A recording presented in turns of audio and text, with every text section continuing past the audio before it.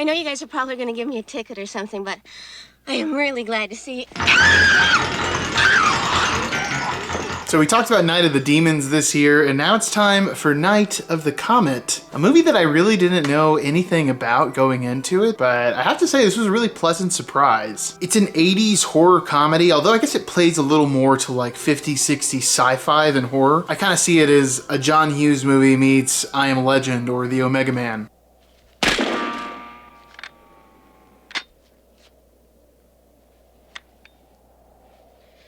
See, this is the problem with these things. Daddy would have gotten us Uzis. The car didn't know the difference.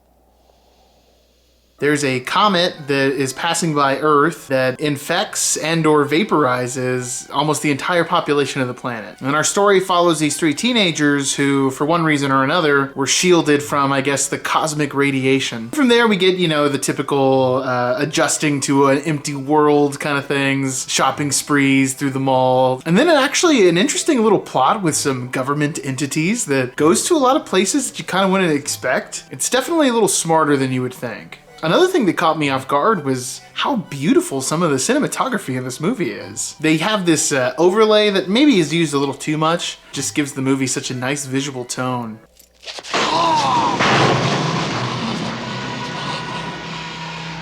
Oh, what is this, trick or treat? Come here! What? Come here! Come here, your ass.